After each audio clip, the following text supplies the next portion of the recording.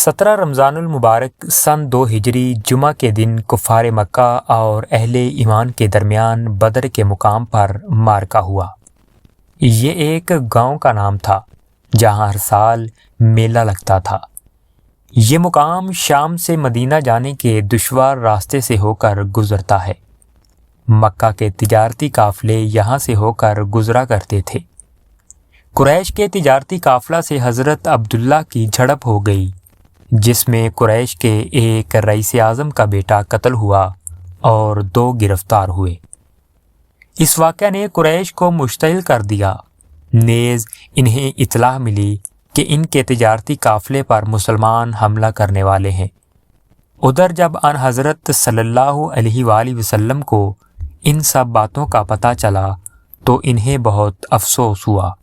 انہوں اس کا خون بہا ادا کر دیا اور قیدیوں کو رہا کر دیا، مگر قریش جو کہ مسلمانوں کی ہجرت اور ان کی بڑھتی ہوئی تعداد سے سخت خائف تھے اور موقع کی تلاش میں تھے کہ کسی طرح ان کو شدید نقصان پہنچایا جا سکے، وہ اس سنہری موقع کو ہاتھ سے کیسے جانے دیتے۔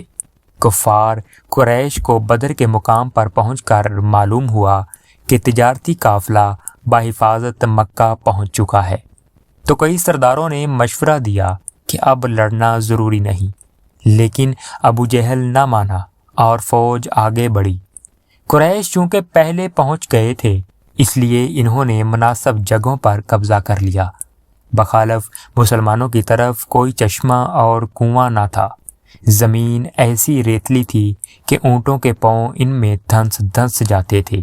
تائید ایزدی سے بارش ہوئی جس سے گرد جم گئی۔ مسلمانوں نے جا بجا پانی روک کر چھوٹے چھوٹے تالاب بنا لیے تاکہ وضو اور غسل کے کام آ سکے۔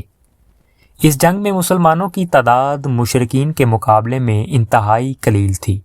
مشرکین مکہ کی تعداد جو کہ 1000 تھی، 300 گھوڑے اور 700 اونٹ تھے، جبکہ مسلمانوں کی تعداد 370 اونٹ اور صرف 3 گھوڑوں پر مشتمل تھی، مگر ان صحابہ کرام کے دل جذبہ ایمانی کی طاقت سے مالا مال تھے۔ انہیں اپنے اللہ اور اس کے نبی کریم صلی اللہ علیہ وآلہ وسلم پر پورا بھروسہ تھا۔ لشکر اسلام کا یہ قافلہ 12 رمضان المبارک کو بدر کے مقام پر پہنچا۔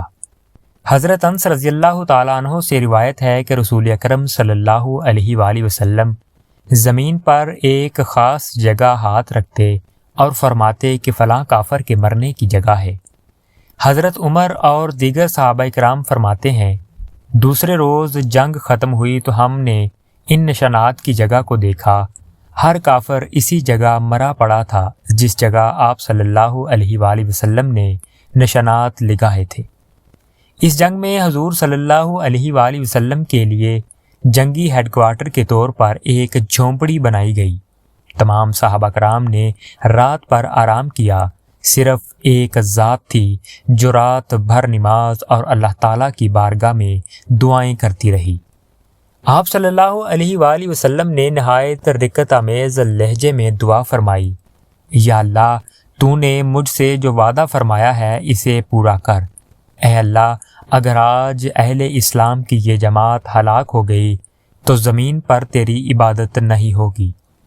آپ صلی اللہ علیہ وآلہ وسلم کی رقت آمیزی دیکھ کر حضرت ابو بکر رضی اللہ تعالیٰ عنہ نے عرض کیا، اے نبی، اللہ سے آپ کی یہ دعا ہی کافی ہے، آپ کا رب آپ کی دعا اور وعدہ کبھی رد نہیں کرے گا۔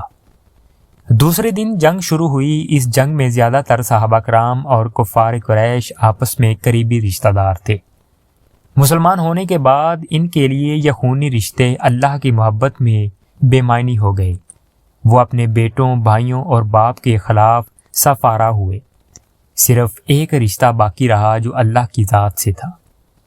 اس جنگ میں کافروں کو سخت نقصان اٹھانا پڑا۔ ابو جہل اور عتبہ جیسے بڑے سرداروں کے قتل کے بعد قریش نے سپرد ڈال دی۔ مسلمانوں نے ان کو گرفتار کرنا شروع کر دیا۔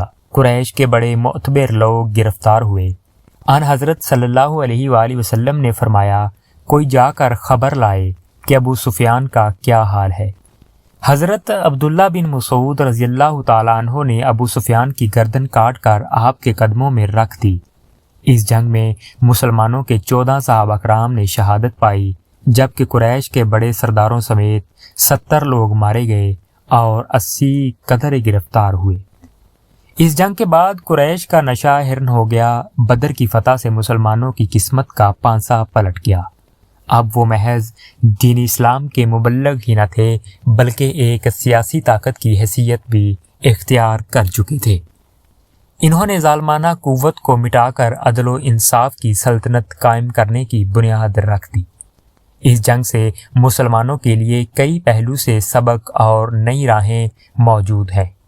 ایک طرف آپ صلی اللہ علیہ وآلہ وسلم نے قیدیوں سے اچھا سلوک کرنے کا حکم فرمایا، تو دوسری طرف آپ صلی اللہ علیہ وآلہ وسلم نے فدیہ دے کر انہیں چھوڑنے کا حکم بھی دیا۔ جو نادار تھے اور پڑھے لکھے تھے، ان کو فدیہ کے طور پر 10 بچوں کو پڑھانے کی ذمہ داری دی۔ اس سے اندازہ ہوتا ہے آپ صلی اللہ علیہ وآلہ وسلم تعلیم کو کتنی اہمیت دیتے تھے۔ اس معرکہ میں 2 صحابہ کرام جنگ کے لیے آ رہے تھے تو قریش نے ان کو اس وعدہ پر جانے دیا کہ وہ مسلمانوں کے ساتھ مل کر جنگ نہیں کریں گے۔ انہوں نے یہ بات ان حضرت صلی اللہ علیہ وآلہ وسلم کو بتائی تو آپ نے افرادی قوت کی کمی ہونے کے باوجود انہیں جنگ میں حصہ لینے سے روک دیا۔ اس سے آپ کے وعدہ اور اپنی بات پر قائم رہنے کی اہمیت کا اندازہ ہوتا ہے۔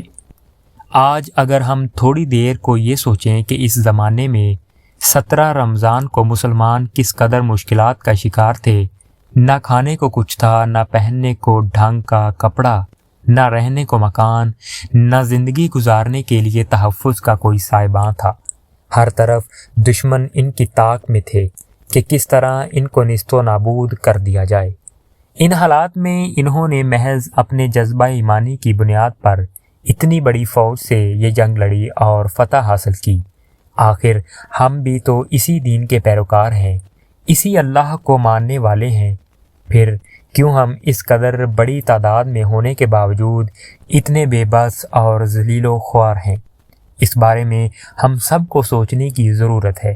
اپنی اصلاح کی ضرورت ہے کہ یہ محض ایک تاریخی واقعہ ہی نہیں کہ جس میں مسلمانوں نے اپنے خون بہا کر فتح حاصل کی، بلکہ ہم سب کے لیے ایک پیغام بھی ہے۔